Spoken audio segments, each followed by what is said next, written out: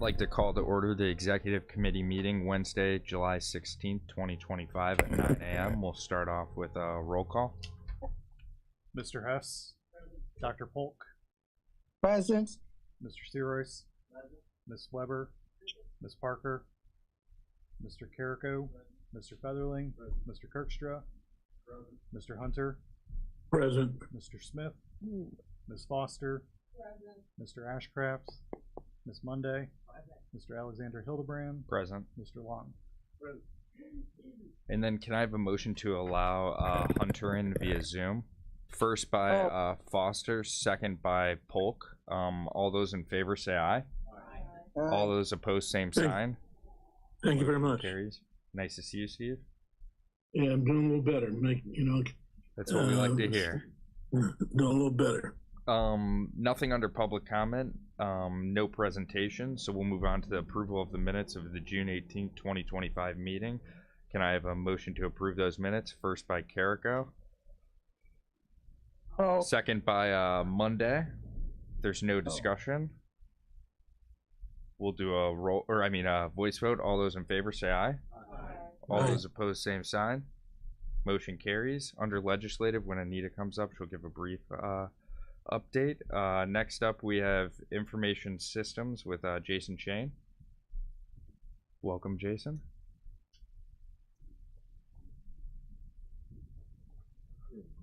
Good morning. Good morning, ladies and gentlemen. Just give you a brief update. We're still going through all our service calls and our preventative maintenance. Everything's been going good. We've completed the county clerk, circuit clerk, and as of today, the planning department will be replaced and upgraded to Windows 11. So we're getting closer to hitting the October deadline.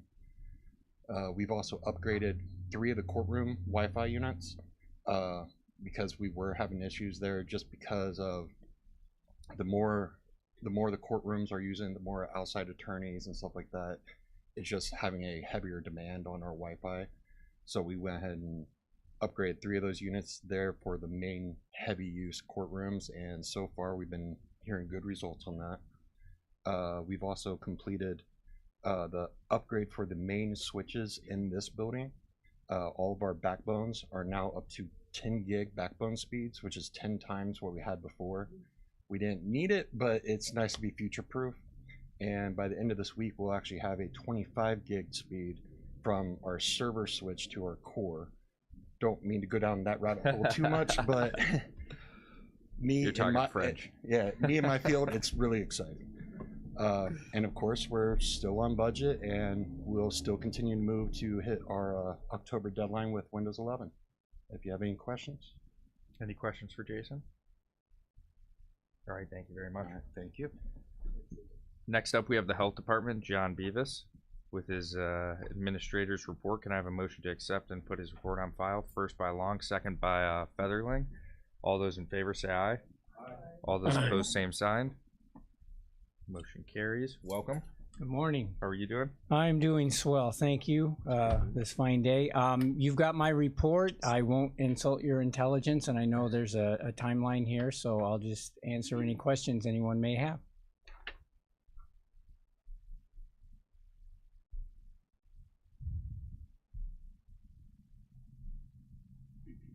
Questions.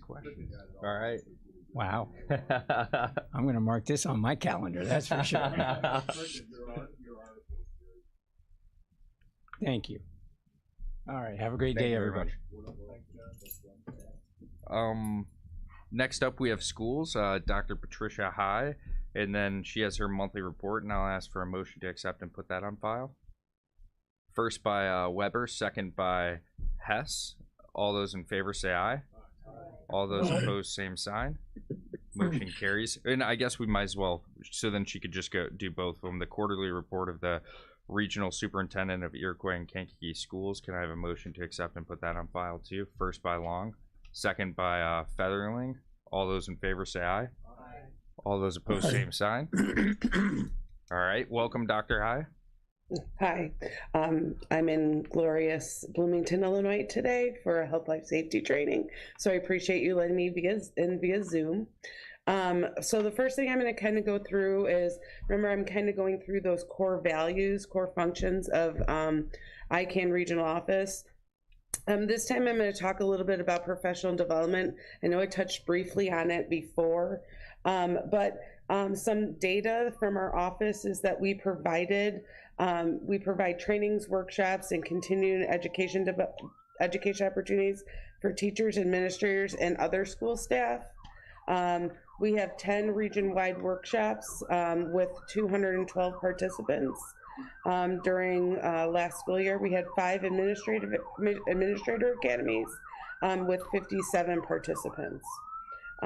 We support instructional improvement and implementation of state education initiatives, such as the Illinois Literacy Plan. We implemented the implementation of our literacy coach, and our literacy series was kind of a highlight for last year. We're going to continue that development. We are currently in our 2nd year with our literacy coach. Illinois Numeracy Plan is to be coming out soon. We also are looking at state trainings and getting a staff member trained. It'll probably be our 2nd instructional coach. They'll be trained in delivering instruction to local districts regarding the new numeracy plan out of ISB. We kind of help schools develop and implement school improvement plans. I'm lucky enough to represent our Area 4, which is kind of our middle area of counties on a school-wide system of success collaborative team with ISB, IPA, IASA, and we are developing kind of a collaborative model for school improvement, and we hope to be delivering that to schools.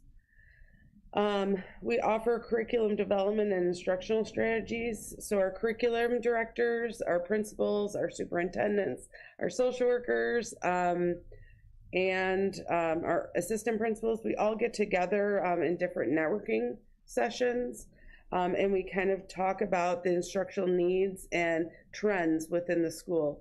Those are quarterly, but they always kind of have input in that calendar. It's that networking piece that I think our districts do a great job on. It's nice because they talk about what each school is doing and kind of collaborate within each other. And so that's a great, kind of a great idea for our office to kind of expand across districts.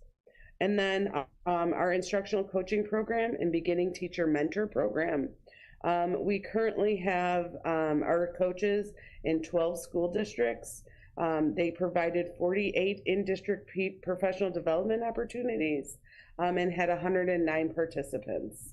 Our mentor program encompasses 9 districts, and we had 69 participants last year. So those are new or beginning teachers being mentored by teachers that have trained within the regional office. Another highlight of our professional development team is our ICANN STEAM Challenge for students 3rd grade through 8th grade. It's a 3-day challenge. It's amazing and fun and upbeat, and we really like that. And we had a total of 65 teams representing 27 different schools within our region. I'm going to pause for questions on like the core functions, and then I can go through and talk about the other document that you're seeing. Any questions? Dr. Hines, Steve Hunter. Steve Hunter? Hi, Mr. Hunter. Yeah, thank you, Chairman. Just a macro kind of question, and I know you may not be able to give specificity, but thus far during your presentation, you provide a panoply of things that you're doing in your office and to improve the quality of education for our kids, which are our most important asset. Can you speak to and you'll probably refer me to the website or something, but let me ask you this with respect to the articles in the journal a few months ago in terms of reading rates and so forth, graduation rates and stuff.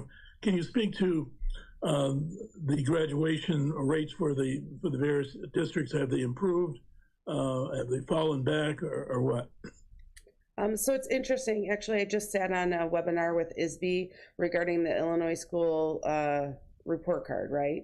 So we kind of, I was going to say, I was going to say. Yeah. So I actually just sat on there. They're actually looking at identifying schools' graduation rates a little differently. So the calculation will be different, possibly next year or the year after, depending on their implementation timeline. I will say that we at ICANN, and it's another one of our functions, we have what's called the ICANN Schools program that has students that are expulsion eligible, and then we also have students that have basically maybe obstacles with attending school, and maybe have an increased risk of dropping out. So my office tends to be very engaged with those students that maybe are probably a struggle for dropout rate or a struggle with graduation rate. And we kind of help those students with kind of an alternative way of learning. So that's the part of my office that kind of helps with that graduation rate. Based on the assistance that you're providing, I know I had a conversation with Dr. Lance from School District 111. Their graduation rate has gone up. And Yes. I'm pleased to hear that. That's very important. I always told my kids, readers are leaders. Right. And that's really important. Also, with respect to 111, and I know I'm being kind of micro, with the foreign teachers they brought in who are certified, any word on that particular issue regarding?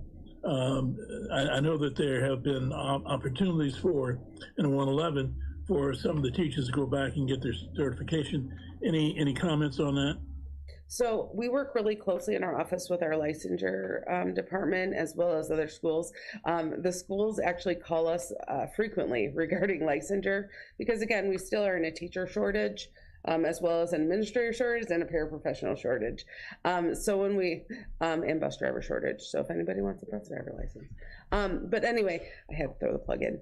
When it comes down to licensure, we work with different programs in universities that are approved by ISB, and we talk through with that individual that calls our office on how they can become certified in the designated area that they'd like. So we work very closely with 111. Our licensure staff presented to all district personnel at 111 specifically that were not certified in the area in which they were teaching this past year.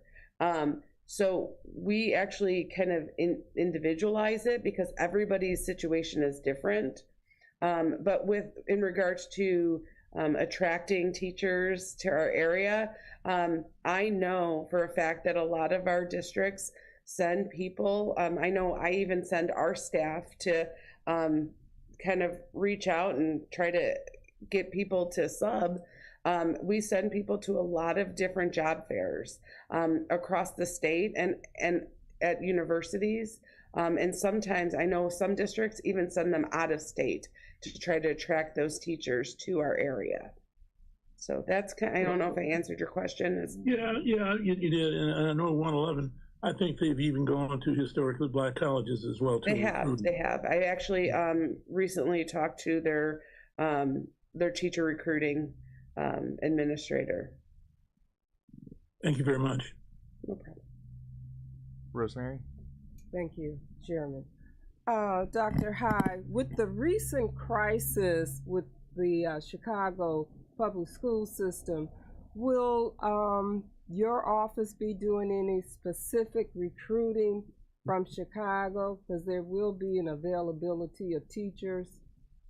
So I will let you know that I know that a lot of our districts, our office kind of tries to stay a little local because we're looking at substitute teachers, which are obviously temporary, like 1 or 2 days within the schools. So we try to recruit people that are local within our counties.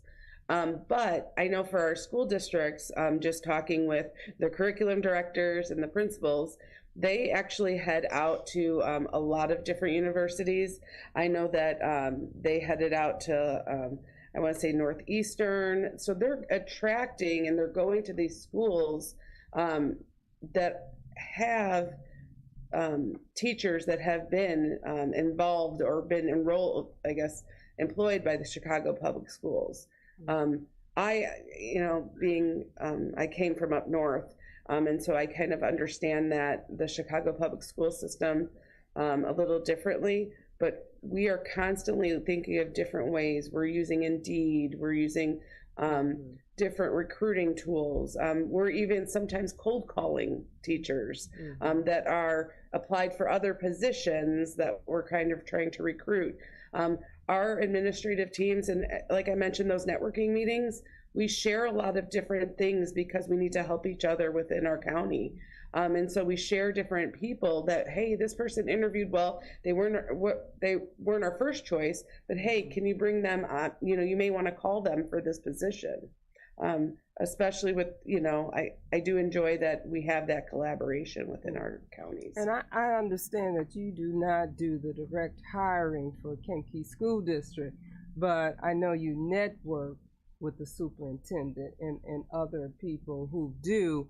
And I know from what I saw on the news that the teachers who are in the special ed department really got hit hard. So, Yeah, as a former special ed teacher, I understand that completely. When I first got out of school, it's definitely a little different. All right, thank you.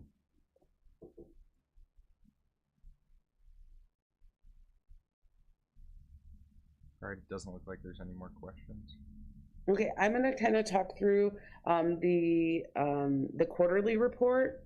The quarterly report is basically like our financials and where we're standing with financials. We're at 52%. We like to be at like 50%. So we're doing great financially right now. I'm saying that, and as we're getting cuts via the state, but that's okay. So when it comes down to it, we're kind of where we're at. We're doing great with that. Also included in the report, I believe, was an update on health, life, safety, and compliance. We recently did compliance on 4 different school districts, and we actually submitted those reports at the end of June to ISB. So that's where we're at. Any questions on the quarterly report? You know what, my comments are, yeah, thank you very much, Mr. Chairman, are germane to our kids who are within the county.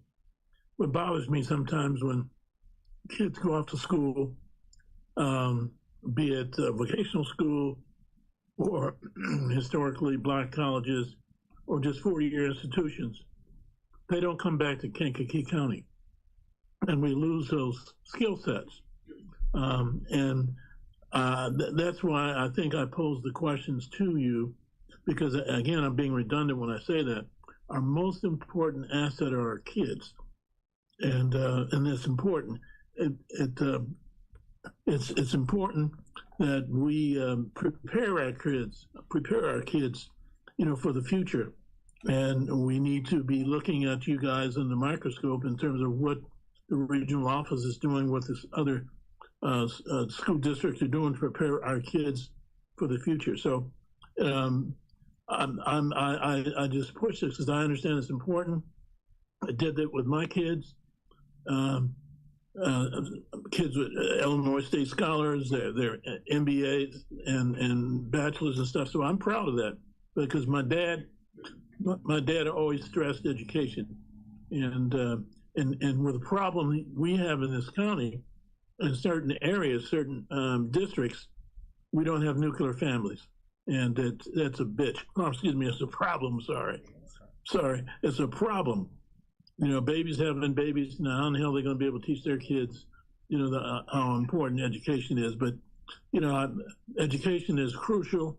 And I do appreciate the feedback that you're giving us regarding what you're trying to do. Thank you. And I really appreciate, the committee and being devoted to education. Again, I come from a father who is a lifelong educator, so I completely agree with that. I think our communities are amazing. I know when students come back from college, former students of mine, and reach out, I'm always encouraging them to apply at local districts, even just, going through the grocery store, and they come up to me and I'm asking what they're doing, and if they're an education major, a speech and language path, whatever, I'm like, hey, have you thought about, this district is hiring. So I want to keep good kids in our community and make sure that we reinforce education. It's valuable. Thank you, Dr. Ryan. Thank you for your report. Appreciate it. Thank you. Next up, we have the Veterans Assistance Commission, Eric Peterson, and he's going to come up and give his monthly report. Can I have a motion to accept and put that on file? First by Featherlink, second by Long. All those in favor say aye. All those opposed, same sign. Motion carries. Welcome. How are you doing today? Good. How are you? Good. Good morning, everyone. I have a fairly short report today for everybody. Veterans Treatment Court. Currently 6 participants, 1 under consideration. The graduation that I'd mentioned before has been postponed at this time. As I mentioned before, it's a very difficult program. We do have a graduation coming up in August. For the office report, we had a new receptionist start. Her name is Denise. She's working part-time helping Chris up at our front desk. This week, Karen, our assistant superintendent, is currently in Louisville, Kentucky for the annual National Association for County Veteran Service Officers Conference, one of our biggest conferences of the year. I am attending virtually, and she's there because she's the director of education. Furthermore, in August, she's actually going to be traveling to New Mexico to teach 46 tribal members from 9 different tribes the NACBSO Basic Benefits class to empower them to be able to go back to their tribes and hopefully connect some more veterans with the services that they've earned. Karen and I also met with the Assistant State's Attorney John Coughlin about our capital funds and spending unobligated funds, again, in an effort to be as proactive as possible and as fiscally responsible as possible. So we appreciate John Coughlin's assistance with that. Ty, our newest veteran service officer, has also had his first couple of claims come back adjudicated, which is a really big deal. One of which is a currently serving law enforcement officer, now service connected and connected to their veteran benefits. And he also got to call a Vietnam veteran back to let that Vietnam veteran know that he would be receiving somewhere north of about $90,000, which is always a great phone call to get to be able to make. So I'm very happy Ty was able to do that. Other than that, currently, we have 7 veterans over at the Liberty Lodge. We have 3 that are being interviewed by the Housing Authority at this time, which would push us up to 10. On October 25th, we are collaborating with the Bradley American Legion and Bear Construction to do a fundraiser. Bear Construction would like to build a gazebo and a fence and some landscaping and some flagpoles around the Liberty Lodge to make it as beautiful as we would like to make it, and to continue to encourage the veterans that are residing there to have pride in where they are. Other than that, that is all I have for you all today. If you have any questions. Peggy? Thank you, Mr. Chair. What's the capacity at Liberty Lodge? 14, ma'am. 14? Yes, ma'am. Okay. I heard rumor that Prince Lodge or Prince Home out at the Veterans Home might be closing completely and they're going to turn that into something else. Do you have any updates on that? Or so currently the 3 veterans that were residing at the Prince Home have come into the Assistance Commission to look for other housing options. They are, last I was told by the Director Prince, who's the director of the Illinois Department of Veteran Affairs, they are going to change the Prince Home because the Prince Home, as everybody here might know, the only state-run homeless veteran shelter in Illinois. The pros with that are that there's clinicians present and it's on the same grounds as the veterans home. The cons with that are that they don't allow any veteran that might have felonies or any sort of substance use issues. And when you're dealing with the homeless veteran community, you may alienate a good chunk of the homeless veteran population that we could be accepting. So what they had told me that they were going to be doing is turning that facility into a 60-day emergent facility where they could take veterans any type of day or any time, day or night. They already have clinicians present, and they would be able to provide 60 days of emergent housing while they work with local resources like the Assistance Commission and others to try to find a place that we can put those veterans. Of the 3 veterans that are currently residing there, 2 have just applied to go stay at the Liberty Lodge, and the 3rd we were able to actually connect to a local landlord who's going to be, and so he's going to be rejoining our community, and he's going to be getting set up with an apartment the next week. Okay, thank you. Yep. Thoughts on that emergent idea? Do you like that idea? I do. I think when it comes to the system of care in our area for the homeless veteran community, a lot of these homeless veterans call our office between the hours of 10 o'clock at night and 2 in the morning, which unfortunately, you know, our office is not staffed at that time. So some of those phone calls end up coming into my personal phone. Thankfully, we work with some organizations like Midwest Shelters for Homeless Veterans who also answer the phone at those times. So, and they have a rapid rehousing grant for 60 days where we're able to get them covered and put into a hotel. So what we've been doing is we've been utilizing that at this time, but we've been putting them over at the Red Roof Hotel or Motel in Bourbonnais, and it's been phenomenal, but a lot of the homeless veterans that we deal with need more clinical support. And so I've been trying to lean on the Illinois Department of Veteran Affairs to say, you already have clinicians there, work with us, allow us to send veterans to you guys while you vet them, make sure that they have what they need, and then we can either work with local landlords, local resources, or whatever we need to be able to get them to be a part of the community again. Because when you have the homeless veteran community, in my opinion, they are all homeless for very different reasons. Some just fell down on a couple of hard times. Others need significant assistance when it comes to mental health treatments, substance use treatments, or financial, you know, assistance. So if we had a place where we could get them, where we had clinical support and enough time to identify in which group that veteran belongs in, then I think we could make more of a productive and constructive plan forward instead of what we're currently seeing, which are homeless veterans that get passed from county to county to county, and they use all the resources that are there. They burn the bridges because they have other issues that they need to work on, and they just keep getting passed around. So we're hoping that this is going to build more of a comprehensive system of care to help deal with that. One final question regarding the budget. So when we see shelter, I'm under the assumption that that's where we're the money that you're using for the Red Roof Inn or wherever for what under shelter on your budget. That is for financial, so that is part of our financial assistance program for veterans that qualify. So veterans that qualify are able to have us provide some financial assistance for their housing, which is what the shelter is for. So that's not part of the Liberty Lodge. That is part of our financial assistance program. Okay. All right. Thank you. Yep. Any more questions for Eric? Rosemary?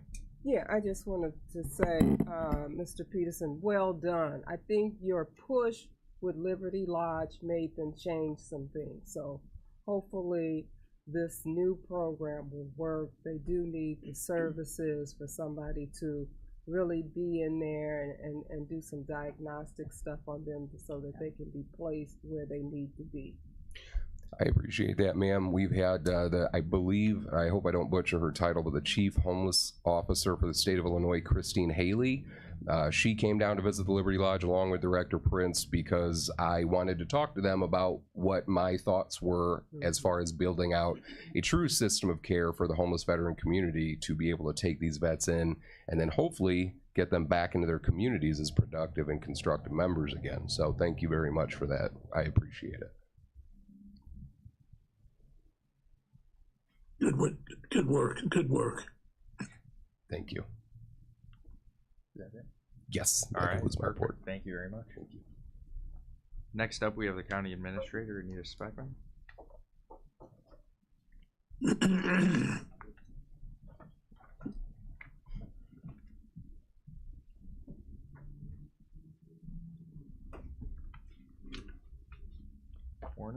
morning. Good morning. Morning. Very light in terms of the hiring report.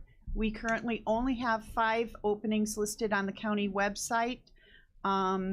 It's been really dropping. We've been filling, not rehiring, or not getting some new openings, so pretty much stabilized. We did have 13 openings in May, so now we're down to 5.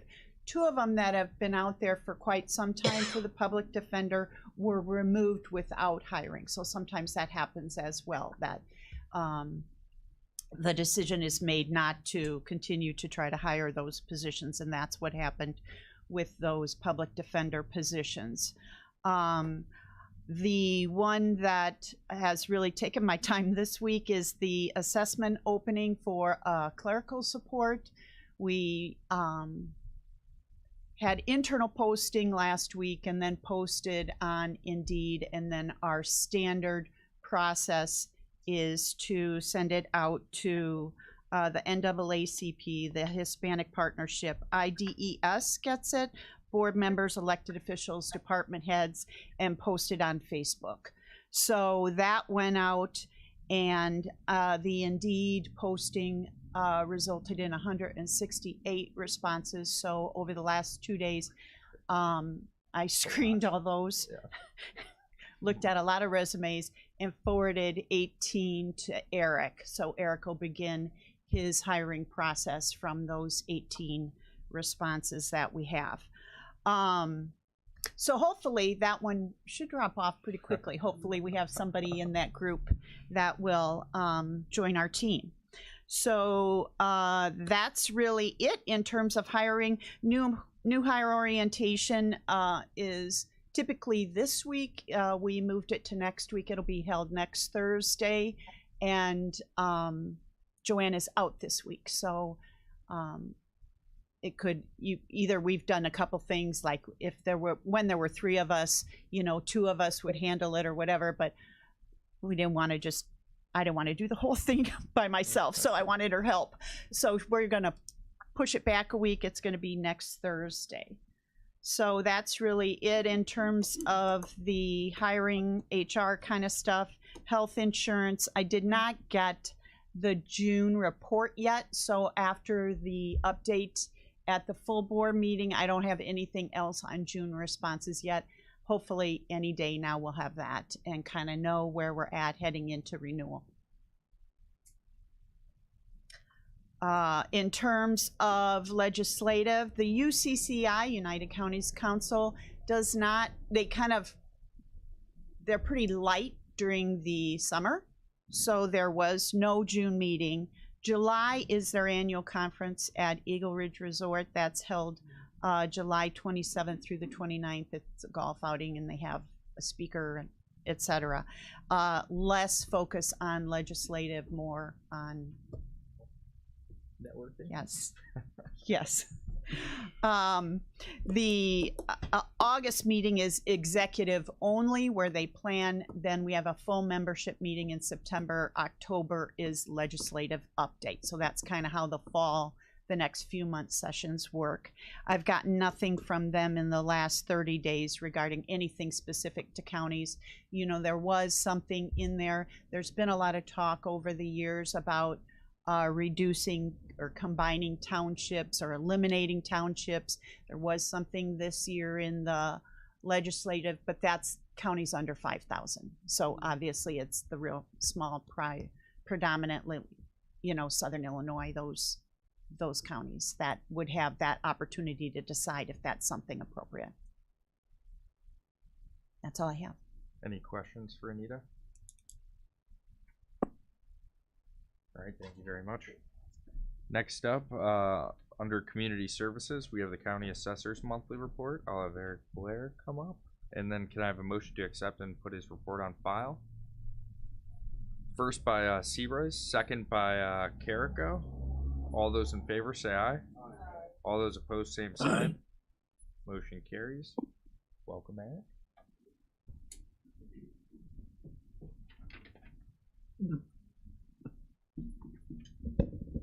Good morning, everyone.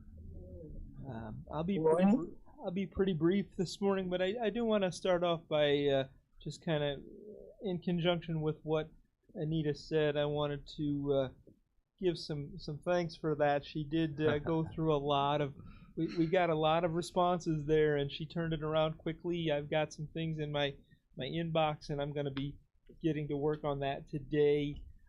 We've been short-staffed for a little bit here, and I really want to get that fifth person hired so that we can get back to a full staff, because my staff has been really good about shouldering the load, but I need to help them offload that a bit. And so we're going to be working hard to get that filled quickly.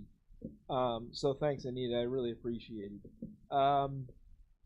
As far as my typical report today, you might see that it looks a little bit light on what we've accomplished, things that have been completed, which I have on the report today that we've received some of the assessment changes we've received the assessment changes from some townships.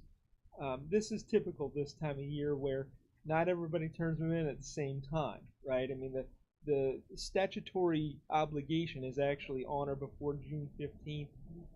Generally, we don't receive them by then. I did have one township that actually complied with the statute, but the other 12 did not. Now, that's not the end of the world. If I'm able to get everything by the end of July, we can cram it in. It does create a burden in my department where we are go to get it done so that we can publish when I want to publish. But as I've said in this committee and other committees, my staff knows when to step on the accelerator, and it's about time for us to do that. So I do have commitments from all of the remaining townships on when I'm going to get those assessment changes, and I should, if everybody keeps their word, I should have everything by the end of July, and that would be just enough time for us to step on the accelerator and get these things done. So we are in progress, and I am in communication with those assessors on delivery of the assessment changes. I expect some more today and quite a bit by the end of this week, and especially too by the end of next week. So that's happening. Pending issues is to receive the remaining assessment changes from the townships who have not turned in their books yet. And like I said, I have been in constant contact, and I do have some commitments on those things. So I feel pretty good about it. Then we'll move to the supervisor of assessments level. I actually have my own level in the assessment cycle where I can make some changes. Generally, that's where I would change wind farm values, solar farm values, things that are formula-based assessments that are supposed to happen at my level. That's a very quick thing because the assessors essentially, when they turn their books in by the end of July as opposed to the end of June, they've sort of taken up most of the time that I could have for them to make changes at my level where I would allow it to happen.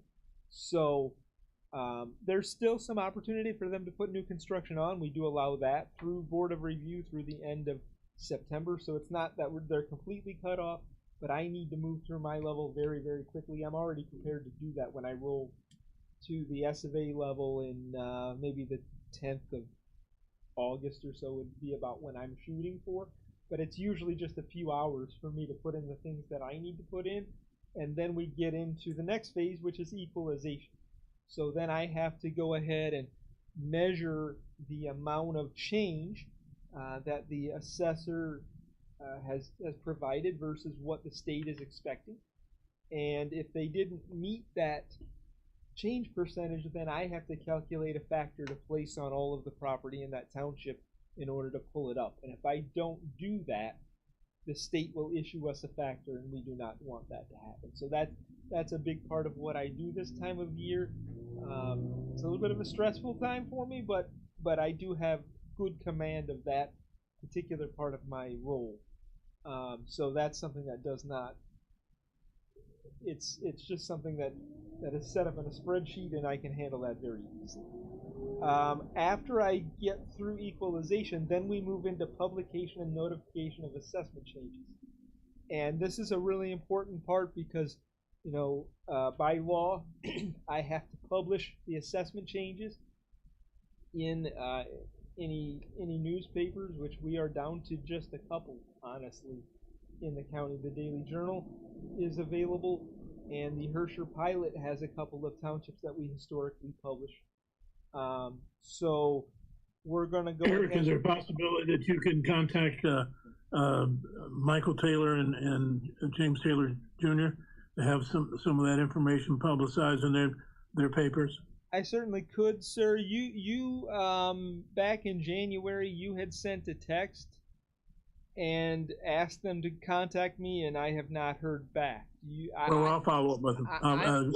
To be honest, Rosemary and I'll follow up. I don't really want to get deeply into it, but I was wondering if they were in business at this point, because a lot of newspapers have, you know, ceased to exist over the last several years, and so if you want to have them reach We'll out, follow up. I'm happy to talk about it, but we do need to move quickly through which newspapers we're going to use at this point. So publication is important because as soon as we publish, that is the start of the 30-day window to file an appeal against your assessment if you're unhappy with it. So, and that really kicks off the next quarter of the cycle, which I'll be talking about in future meetings. I'm not gonna go on through what we're gonna do the rest of the year. That's why I kind of chopped it off there. As soon as we get through equalization, we will then send the assessment changes to the newspapers and start that 30-day window, and then we'll go from there. Are there any questions, please? Any questions for Eric? All right, thank you for your report. Have a great day, folks. You too. Next up, we have the county clerk's monthly report. Dan Hendrickson, can I have a motion to accept and put his report on file? First by Foster, second by Featherling. All those in favor say aye. Aye. All those opposed, same sign. Motion carries. You can go to the in true Dan fashion. Closer to the door. Right. Good morning, everybody. How are we doing? Just a couple items of note. We are going to be beginning the transition period to our new voter registration system. Our last day for entry into our old system, our current system, will be August 4th. After that, we're going to be shutting down adds, changes, and deletes, and begin the conversion process to our new voter registration system. We are looking to be live with that first week in September. So we're excited about that. Also, election season starts again. Yay.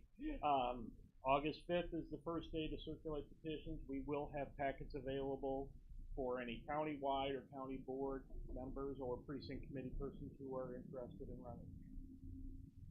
Beyond that, if anybody has any questions, I'll be happy to answer them to the best of my ability. Any questions for Dan? Thank you. Hasta la vista. Yes. Next up, we have the recorder's monthly report. Lori Gadbois, can I have a motion to accept and put her report on file? First by Hess, second by Polk. All those in favor say aye. Aye. All those opposed, same sign. Motion carries. Welcome. Morning. Questions on the report? Okay. Carol. I just want to say thank you, Mr. Chairman, but it's a good number. 179,000 is a good number. Yeah. Things are moving. Yeah. Little office update. We have completed all the way up to 1966 now in our computer system. Staff is very elated that that project is finally done. It's only been almost 5 years, so we're glad of that. Working on auditing some of the other things in the computer system so our information is correct and clear and accessible for those searching. We will be moving into our next project is our military separations. We hope to get all of them into the restricted database for accessibility. So, and archivability. So, we'll always have the film, but this will make it a little bit easier to get to. So that's Project Next. I am happy to report today that as of yesterday, we now have 6,197 subscribers to our property fraud alert system. I knew you were going to say something, so that's why I got that number for you. Okay. Go ahead. I would like to comment on that. I'm interrupting your That's report, okay. number 7. So, gotcha. But I went and registered my property the other day when I was here for business. It took maybe 3 minutes. It's fast, it's easy, and as I was doing that, there was a deputy in her office to help her report some type of... Unfortunately, we have a couple of situations going on. Yes. So if you want to protect your property against those types of activities, I would think that 3 minutes wouldn't be too much. Maybe 5 minutes to park your car outside. and don't you have like a piece of like a cardboard little cutout thing that I saw? Yes, so you can actually do it from home, do it on your phone, go to my website, scan the QR code. I appreciate the support from our treasurer. During tax collection time, I had a banner up. If you came in person, you might have seen it. And that really helped drive a lot of people upstairs too. We might have to invite Vice Chair Long for a commercial. Oh, there you go. There you go. We can do that. Right. I think it's worth it. The whole premise is you never want to hear from us. Right. So you register to never want to get that call. But if you do get the call, and many people will call us and say, I was notified, and it's many times a good thing. You paid a property off, different things like that. So, but we're happy to take the calls and answer the questions. And should there be a situation, like I reported last month, the sheriff and the state's attorney and I are working on a new kind of more aggressive task force with this property fraud situation. It is nationally, and it's horrible. So, Thank you, Dan. free. It's always free, and we don't sell your information. This is So, great. We're very proud of that. Thank you for your report. Any other questions about the office or ongoings or? Looks like we're good. Thank you. Yes, thank you. Next up, we have AWAC update. I'm gonna pass this to Carol and thoughts and prayers with Tinker and her family. So I will let you take Give over. her that. Yes. Tinker is at a family funeral at this time this morning, so she has sent her report so that I can present it. Would like to mention first, though, although that AWAC, it really means something. It means Animal Welfare Advisory Committee. It was created probably almost 10 years ago, I think, and it was as a result of people's concerns for the welfare of animals in the county.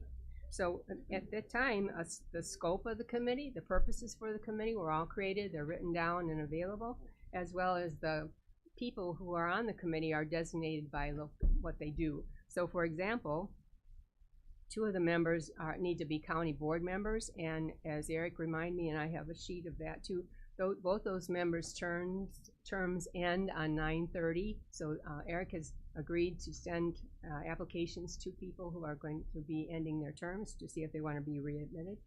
2 of the people need to be from an animal contact committee and community, and that one person now is from Humane Foundation. She's the chairman of the board.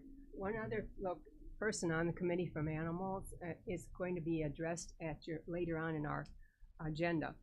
3 of the people serve at large, and one of those 3 has an ending date of 9/30 also, as well as the veterinarian who every year needs to be renewed. So all of those 2, 4, 8, 7 people need to be reapply and appear as they do now in your agenda. Other people on the committee who do not have a vote are Administrator Carrie Laird, who reports to the Criminal Justice Committee, and Sheriff Downey, who is the supervisor of animal control, as well as Assistant State's Attorney John Coughlin, who helps us out a lot. We meet on the 2nd Wednesday of every month at Animal Control, which is good because it allows Carrie to be available if there is an emergency at Animal Control. Our last meeting was July 9th, And that's what Tinker has sent today is her notes from that meeting. The committee was happy to welcome guest Jamie Skaban, S-K-A-B-A-N, from the Huckleberry Snack Shack. Jamie shared that the Snack Shack works like a food pantry, helping pet owners who need a little extra support feeding their furry companions. It's open once a week, allowing pet parents to stop by, select food, and then have it available for their homes so they will not have to relinquish their pets or else have them euthanized. Jamie is on our agenda later to be recommended for our committee, and after that application has been received by the county board chairman. That application recommendation will then go to the full board at the next meeting. Tinker reports that she had the pleasure of meeting her at the Snack Shack and was truly impressed by her passion for animals and her knowledge of their needs. The entire committee agreed that she would be a good addition to the committee. Carrie Laird provided the latest information about animal control and whether they're staying cool this summer, as they will be warm in the winter. And another thing, at the upcoming farmers market on August 2nd and September 6th, excuse me, both Tinker and Tinker and another member, Susan Sheets, will be at the farmers market with Carrie to help with the microshipping process and answering any questions. Lastly, we spent time discussing upcoming events at local shelters. And another good news item is that with the permission of our board chairman, we are going to cooperate with Animal Control for a memorial wall. Will be called a Rainbow Bridge, where persons who have had animals die or be put who have died or put to death have an idea of putting a paw on the wall in memory of that person. It's a money raiser, fundraiser for the shelter for the Animal Control, and we'll have more ideas on that next time. Thank you for that. She does want to remind everybody that pets can get sunburned and that there is a special sunburn lotion. So don't put on your lotion, put it on regular sunscreen. So that was her idea. Thank you. That was a great report, Thank Carol. Any questions for Carol? Thank you very much. Next up under administrative, we have appointments, reappointments, and resignations. I should have Eric do the honors of reading all these, but I won't do that to him. So we have a reappointment of Dr. Kent Fry to the Kankakee County Board of Health, reappointment of Jude Pommier to the Baker Creek Drainage District, reappointment of Nicholas Sadoff to the BM Lewis Drainage District, reappointment of David Wolf to the Grinnell Special Drainage District, reappointment of Kevin Buente to the McGilvery Drainage District, reappointment of Leroy Bauer to the McGilvery Drainage District, reappointment of Donald T. Benoit to the Minnie Creek Drainage District, reappointment of Steve Ingleking to the Yellowhead and Washington Union Drainage District Number 2, reappointment of Joe Deno to the Gar Creek Drainage District, reappointment of Dennis O'Connor to the Gar Creek Drainage District, reappointment of Keith Yonka to the Baker Creek Drainage District, appointment of Nathan Ulrich to the Kankakee River Forest Preserve District, appointment of Jamie Scraven to the Animal Welfare Advisory Committee, appointment of Mary Geiger to the Rockville Drainage District Number 1, appointment of Tanya Jones to the Regional Planning Commission, and that's it for those. So can I have a motion to combine and approve? First by Carrica, second by Foster. All those in favor say aye. All those opposed, same sign. Motion carries. Next up under openings. Yes, Todd. There's a scrivener error in the last appointment. It's Tanya Jones Luffy, not Cuffy. Okay. For whoever has to. We will fix that. Thank you very much. Make a note of that. Next up under openings, we have one opening on the Historic Preservation Commission, which is a historian, 3 openings on the Regional Planning Commission, 1 opening on the Kankakee County Board of Health, a dentist. Any dentist, please come forward. We've had a hard time filling this. 1 opening on the Kankakee County Housing Authority, which is a tenant, 1 opening on the Baker Creek Drainage District, 1 opening on the Canavan Drainage District, 1 opening on the BM Lewis Drainage District, 1 opening on the Clausen Park Drainage District, 1 opening on the X-Line Creek Drainage District, 2 openings on the Grinnell Special Drainage District, 1 opening on the Joe Bennis Drainage District, 2 openings on the Mantino Drainage District number 3, 1 opening on the Mantino Drainage District number 6, 2 openings on the Momence Pembroke Union Drainage District number 1, 1 opening on the Momence and Yellowhead Drainage District number 1, 2 openings on the Raymond Drainage District number 1, and 1 opening on the Rockville Drainage District number 1. And that's all the openings for today. And then we will move on to new business.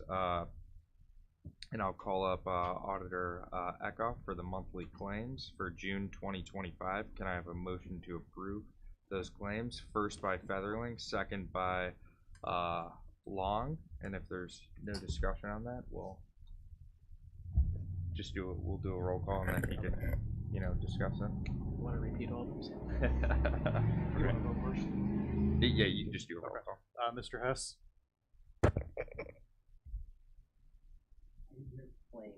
Claims. Aye. Dr. Polk? Aye. Mr. Searoyce? Aye. Ms. Weber? Aye. Mr. Carrico? Aye. Mr. Featherling? Aye. Mr. Kirkstra? Aye. Mr. Hunter? Aye. Ms. Foster?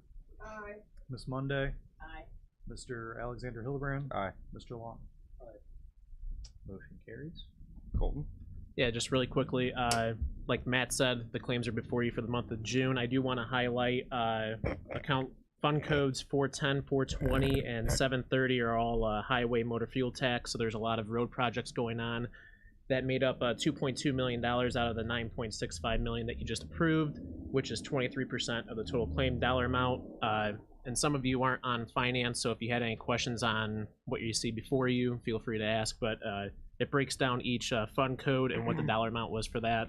And last month we had 657 total claims to the office for the total dollar amount of $9,651,085.01. Other than that, we're good. Any questions for Auditor Eckhoff? All right. Thank you, All everybody. right, you're doing a great job. Thank you. Next up, we have the Treasurer's Office, Nick Africano. He is not here today, so can I have a motion to combine and approve his reports? The County Treasurer's Report for June of 2025, County Collector's Report for June of 2025, and the monthly resolutions for July 2025. And like I said before, a motion to combine and approve those reports. First by Weber, second by Kirkstra, and then we'll just need a voice vote for those. All those in favor say aye. Aye. All those opposed, same sign. Motion carries. Is there anything under old business? Then next up, Mr. Hess. Make a motion to adjourn, sir. A motion to adjourn by Mr. Hess, second by Featherling. All those in favor say aye. Aye. All those opposed, same sign. Aye. Motion carries.